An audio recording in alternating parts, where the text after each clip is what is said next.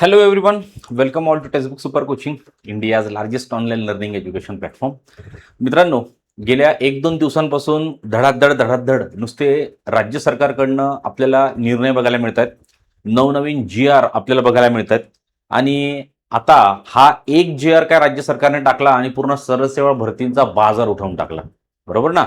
So त्या संदर्भातच एक महत्त्वपूर्ण अपडेट आजच्या लेक्चरमध्ये मी तुम्हाला देणार आहे. सो आता एक गोष्ट तर आपल्या सगळ्यांना क्लिअर झाली असेल की बाबा सरळ सेवा माध्यमातून ज्या कुठल्या पदांची भरती केली जायची तो कार्यक्रम आता बंद झालाय. सगळ्याच्या सगळी पदांची जी भरती आहे म्हणजे सगळा कार्यक्रम आता एमपीएससी कडे आलाय. मग साहजिकच आहे एमपीएससीच्या कार्यक्षेत्रात देखील वाढ होणार आहे. सो एकंदरीत एमपीएससीच्या कार्यक्षेत्रात वाढ होणार आहे म्हणजे नेमके किती पदांची वाढ झालेली आहे किंवा किती संवर्ग एमपीएससीच्या अंडरमध्ये आलेले आहेत. एक थोडक्यात आपण अपडेट घेऊन टाकू आजच्या इथून पुढच्या 8 ते 10 मिनिटांमध्ये. बरोबर आहे. सो स्वागत करतो मित्रांनो, मी रितेश किरट तुमच्या सगळ्यांचं टेक्स्टबुक सुपर कोचिंगच्या आपल्या युट्यूब प्लॅटफॉर्मवर. मित्रांनो, सगळ्यात महत्वाचं गोष्ट म्हणजे ज्यावेळेस तुमची सरळ सेवा ही बंद झालेली आहे त्यावेळेस साहजिकच्या सर्वांच्या माध्यमातून ज्या कुठल्या पदांची भरती, बरोबर आहे, ही सरळ सेवाच्या माध्यमातून केली जात होती, ही सगळी पदांची भरती साहजिकच आहे इथून पुढे आता एमपीएससी कडे येणार आहे. सो एमपीएससी मध्ये अनेक नवनवीन संवर्ग आता समाविष्ट करण्यात आलेले आहेत आणि अल्टिमेटम सुद्धा राज्य सरकारने दिलेलं आहे. प्रत्येक विभागांना 15 दिवसांचं अल्टिमेटम आहे. राज्य मंत्रिमंडळाने, राज्य सरकारने या सगळ्या विभागांना सांगितलं की आतापर्यंत सरळ सेवेच्या माध्यमातून ज्या कुठल्या पदांची आपण भरती करत होतो त्या भरती संदर्भातील तुमचे जे काही नियम होते, ज्या काही अटी होत्या, ज्या काही शैक्षणिक पात्रता होत्या किंवा आणखीन XYZ ज्या काही गोष्टी होत्या, या सगळ्या गोष्टी परत एकदा अद्ययावत करायच्या आहेत आणि लवकरात लवकर त्या पब्लिश करायच्या आहेत. याबरोबरच दुसरं अल्टिमेटम असं आहे की लवकरात लवकर मागणी पत्र ही एमपीएससी कडे गेली पाहिजेत. साहजिकच आहे, जोपर्यंत मागणी पत्र एमपीएससी कडे जाणार नाही तोपर्यंत त्यासाठी एमपीएससी कोणत्याही प्रकारची जाहिरात काढणार नाही आणि एमपीएससीने जाहिरात काढली नाही म्हणजे भरतीचा विषयच नाही. बरोबर आहे. सो गेल्या अनेक दिवसांपासून, अनेक वर्षांपासून वेगवेगळ्या विद्यार्थी संघटना, वेगवेगळे विद्यार्थी यांचा जो काही लढा चालू होता की जो काही मोठ्या प्रमाणावर गैरव्यवहार होतोय, खासगी कंपन्यांकडून पदांची भरती करण्यासाठी त्यांना कॉन्ट्रॅक्ट दिले जात होते, TCS आपण बघितलं असेल. सो हा जो काही गैरव्यवहार होता, हा भ्रष्टाचार होता, हा थांबवण्याच्या दृष्टिकोनातून राज्य मंत्रिमंडळाचा हा जो निर्णय आहे हा खरंच आपल्या सगळ्यांच्या दृष्टिकोनातून खूप महत्वपूर्ण आणि खूप चांगला परिणाम करणारा निर्णय ठरलाय. बरोबर आहे. सो आजच्या या सेशनच्या माध्यमातून आपण कोणकोणते संवर्ग याच्यामध्ये समाविष्ट झालेत या गोष्टी बघून घेऊ. 103 संवर्गातील भरती प्रक्रिया आता थेट एमपीएससी मार्फत केली जाणार आहे. लक्षात घ्या, 103 103 संवर्ग. लक्षवेधी निर्णय म्हणजे गट ब अराजपत्रित आणि गट क पदांची मुलाखत रद्द आहे, हे आपल्या सगळ्यांना माहिती होतं. मित्रांनो, हा माझा टेलिग्राम ग्रुप आहे. यावर रात्री 9 वाजता मी येणाऱ्या राज्यसेवा आणि कंबाईन पूर्वच्या दृष्टिकोनातून ग्रुप डिस्कशन सुरू केलेलं आहे लाईव्ह मध्ये. सो जर तुम्हाला हे ग्रुप डिस्कशन जॉईन करायचं असेल तर त्यासाठी तुम्हाला ह्या लिंकवरून हा ग्रुप जॉईन करणं गरजेचं आहे, किंवा माझा हा मोबाईल नंबर सेव्ह करा आणि ह्या मोबाईल नंबरवर व्हॉट्सअपवर मेसेज करा, स्वतःचं नाव टाका, मी तुम्हाला व्हॉट्सअप ग्रुपमध्ये जॉईन करून घेतो. ठीक आहे, व्हॉट्सअप ग्रुपमध्ये मी तुम्हाला जॉईन करून घेतो, कारण इथून पुढे आता खूप महाभरती एमपीएससी मध्ये येणार आहे. गेल्या अनेक दिवसांपासून अनेक वेगवेगळ्या लेक्चर्सच्या माध्यमातून मी तुम्हाला ही गोष्ट सांगण्याचा प्रयत्न करत होतो की पोरांनो, सरळ सेवा एमपीएससी कडे लवकरच येईल आणि एमपीएससीच्या माध्यमातून महाभरती होईल. सो त्या महाभरतीचे चिन्ह तुम्हाला या ठिकाणी आता बघायला मिळत असतील. ठीक आहे. सध्या राज्यसेवा 2027च्या दृष्टिकोनातून माझ्याकडे ही स्वराज्य नावाची बॅच आहे. या बॅचमध्ये आम्ही सगळ्या गोष्टी तुम्हाला प्रोव्हाइड करतोय. तुम्हाला एक्स्ट्रा काही बाहेरून परचेस करण्याची गरज नाही. सगळे लाईव्ह क्लासेस आहेत विथ NCERT म्हणजे बेसिक फाउंडेशन बॅच. 18 पुस्तकं आम्ही तुम्हाला देतोय. या व्यतिरिक्त नोट्स आहेत. प्रिलियमच्या टेस्ट वेगळ्या आहेत, मेन्सच्या टेस्ट वेगळ्या आहेत.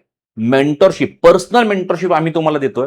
सो अशा अनेक वेगवेगळ्या गोष्टी आहेत ज्या तुम्हाला गरजेच्या आहेत आणि लाईफ टाईम सपोर्ट आहे, म्हणजे जोपर्यंत पोस्ट निघत नाही तोपर्यंत बॅच अवेलेबल आहे. महाराष्ट्रात टेक्स्टबुक सुपर कोचिंग हे पहिलं इन्स्टिट्यूट असं आहे ज्याने डिस्क्रिप्टिव्ह पॅटर्नची बॅच राबवली आहे, यशस्वीरित्या सक्सेसफुल केली आहे आणि आमची 57 पेक्षा अधिक मुलं यंदाच्या म्हणजे 2025च्या राज्यसेवेच्या मुख्य परीक्षेला पात्र ठरलेले आहेत.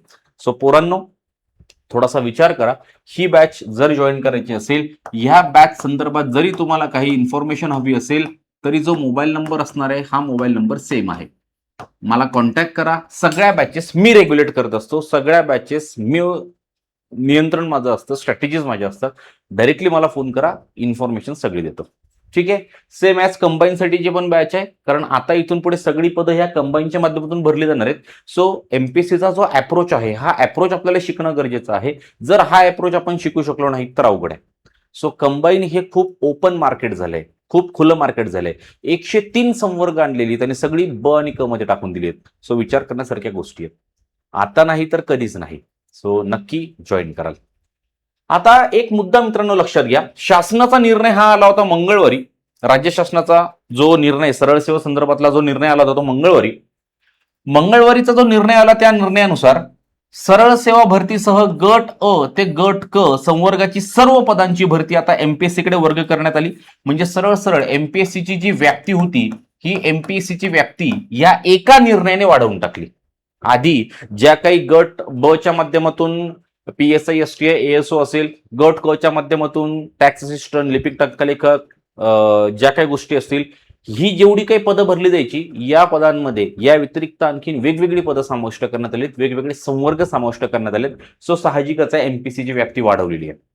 ऐतिहासिक यश म्हणजे विद्यार्थी संघटनाचा मी तुम्हाला काही वेळापूर्वी बोललो की अनेक वर्षांपासून हा लढा चालू होता. अनेक वर्षापासून या संदर्भात विद्यार्थी संघटनाने, विद्यार्थ्यांनी मुख्यमंत्री देवेंद्र फडणवीस यांच्याकडे मागणी केली होती की सर, आम्ही म्हणत नाहीत की परीक्षा घेऊ नका, आम्ही म्हणत नाहीत की तुम्ही अशा पद्धतीने काही गोष्टी करू नका, परंतु हा जो काही गैरव्यवहार चालू आहे, हा गैरव्यवहार थांबवा. कारण साहजिकच एका खाजगी कंपन्यांकडनं जर आपण पदांची भरती करत असू तर कुठे ना कुठेतरी पाणी मुरत असणारच आहे. सो ती पारदर्शकता टिकवण्यासाठी माननीय देवेंद्र फडणवीस यांच्या पुढाकाराने हा निर्णय घेण्यात आलाय आणि सगळ्या सरळ सेवा बंद करून एमपीएससीकडे आलेल्या आहेत. राईट. याच्यानंतर पुढचा महत्वाचा मुद्दा, जुन्या प्रक्रियेमध्ये एकंदरीत कोणकोणत्या त्रुटी होत्या. सगळ्यात पहिलं, समान पदांसाठी स्वतंत्र परीक्षा आणि वेगवेगळे अभ्यासक्रम, पहिला मुद्दा. दुसरा मुद्दा, दुप्पट आणि स्वतंत्र परीक्षा शुल्क. हा पण एक खूप मोठा प्रॉब्लेम होता. कारण सरळ सेवा भरतीचा जर विचार करतो म्हटलं तर हा आपला ग्रामीण भागामधला जो विद्यार्थी आहे ना, हा विद्यार्थी सगळ्यात पहिल्यांदा ह्या सरळ सेवेकडे जातो. राईट. सो त्याच्यासाठीचं जे परीक्षा शुल्क होतं, हजार रुपयांचं परीक्षा शुल्क असायचं. राईट. सो हा एक मुद्दा. तिसरा म्हणजे खासगी संस्थांमार्फत होणाऱ्या सरळ सेवा भरतीवर विद्यार्थ्यांचा अविश्वास आणि भरती प्रक्रियेतील प्रचंड विलंब. या अनेक वेगवेगळ्या गोष्टींमुळे म्हणजे जुनी प्रक्रिया जी होती त्या प्रक्रियेला विद्यार्थ्यांनी विरोध दर्शवला किंवा त्यामधल्या ह्या त्रुटी. थोडक्यात पुढचा महत्वाचा मुद्दा, संवर्ग अराजपत्रित आणि राजपत्रित या दोन्ही संवर्गांचा आपण जर विचार करतो म्हटलं, राजपत्रित गट व 57, नवीन संवर्ग नव्याने समाविष्ट 46, असे एकूण 103 संवर्गासाठी एमपीएससी आता परीक्षा घेणार आहे. पूर्वीची पद्धत विविध प्रशासकीय विभागांमधील समान संवर्गासाठी स्वतंत्र आणि गुंतागुंतीची भरती प्रक्रिया होती. आता एमपीएससीच्या गट अ आणि गट ब मधील 6 सेवांव्यतिरिक्त 18 नवीन सेवांचा समावेश आहे. 18 नवीन सेवा हे तुमच्यासाठी खूप जास्त महत्वाचं आहे. राईट. 18 नवीन सेवा म्हणजे तुमच्या समोर आता 18 आणखी नव्यान काहीतरी गोष्टी ओपन होणार आहेत. राईट. सो आता जर आपण प्रॉपर प्रिपरेशन करू शकलो नाही आणि जर ही संधी आपल्या हातातून गेली तर पोरांनो, यापेक्षा मोठी शोकांतिका मग काहीच नसेल. सो अजूनही वेळ गेलेला नाहीये, अजूनही जाहिराती आलेल्या नाहीयेत. जाहिराती येण्या अगोदर त्या दृष्टिकोनातून आपलं प्रिपरेशन तयार करून ठेवा, प्रिपरेशन चालू करा आणि परीक्षेपर्यंत आपला सगळा अभ्यासक्रम, सगळी स्ट्रॅटेजी प्रॉपर अप्रोचने क्लिअर करा. आणि टेक्स्टबुक सुपर कोचिंग तुम्हाला या ठिकाणी खूप जास्त मदत करते, कारण आपला जो अप्रोच आहे तो इतका जास्त क्लिअर आहे. कारण मी GS2 पॉलिटीचा जो मेन्सचा पेपर झाला राज्यसेवेचा, राईट, या 20 प्रश्न विचारले होते GS2 ला राज्यसेवा. 20 पैकी मी एका लेक्चरमधून 17 प्रश्न रिफ्लेक्ट केलेत. सो यामागे तेवढा अनुभव, तेवढं रिसर्च, तेवढा अभ्यास हा आमचा आहे. म्हणून आम्ही तुम्हाला सांगतो, बिनधास्त या. ठीक आहे. यानंतर थोडंसं पुढे जातो. 553 संवर्गांचे सेवा प्रवेश नियम सुधारित करण्यावर भर दिलेला आहे. शैक्षणिक पात्रतेवर सुधारणा होणार आहे. अनुभव, प्राधान्य, कौशल्य आणि इतर अनुषंगिक बाबी ज्या काही गोष्टी असतील त्या सगळ्या आता नव्याने अद्ययावत केल्या जात आहेत आणि या संदर्भात अल्टिमेटम दिलेला आहे की तुम्ही 15 दिवसांमध्ये ह्या सगळ्या गोष्टी अपडेट करून प्रसिद्ध करायच्या. राईट. याच्यानंतर पुढचा महत्वाचा, हे बघा, 15 दिवसांचा अल्टिमेटम. मुख्य शासन निर्णय हा मंगळवारी आला. इथून पुढे सर्व विभागांनी सुधारित सेवा प्रवेश नियम पुन्हा प्रकाशित करणे बंधनकारक आहे 15 दिवसांमध्ये. आणि अंतिम टप्पा मागणी पत्र पाठवून ते नियुक्ती देण्यापर्यंतची गुंतागुंत संपवायची, हे सरळ सरळ आदेश प्रत्येक विभागांना मुख्यमंत्र्यांनी दिलेले आहेत. मागणी पत्र दिलं, त्याच्यानंतर परीक्षेची जाहिरात येते आणि मग डायरेक्ट फायनल लिस्ट, ही जी काही गुंतागुंतीची प्रक्रिया आहे ती सोपी करा. डायरेक्ट आदेश आहे. सो हा आपल्यासाठी महत्वपूर्ण निर्णय असेल. जुनी पद्धत नवीन पद्धत थोडक्यात मी कम्पेअर करून देतोय.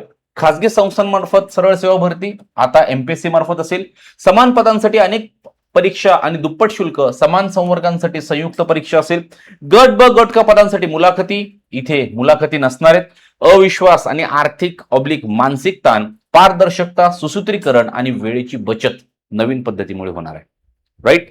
सो एकंदरीत हा जो निर्णय आहे, जो आपल्या सगळ्यांच्या दृष्टिकोनातून आलेला आहे, नक्कीच स्वागतार्ह आहे. आता आपण रेडी पाहिजेत, कारण एकदा का जाहिराती सुरू झाल्या की नंतर प्रॉब्लेम होऊन जाईल. सो आत्तापासून तयार राहा.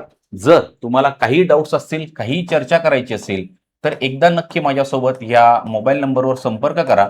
आणि ह्याच मोबाईल नंबरवर स्वतःचं नाव जर तुम्ही टाकलं, राईट, तर तुम्हाला ग्रुपमध्ये पण मी जॉईन करून घेईल. ओके इथपर्यंत. सो थांबू आता. भेटू पुन्हा एकदा एका नवीन क्लासला. थँक्यू.